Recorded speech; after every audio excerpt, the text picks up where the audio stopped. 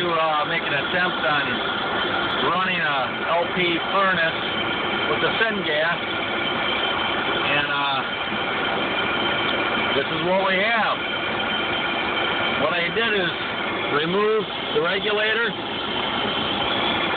and there's 3 jets in there. I pulled the jets out and drilled them out to 3/16, much larger. I've been noticing with this gas, it doesn't like to be pushed fast. It needs a little time for the air and the fuel to mix on its own. So it was a very simple modification,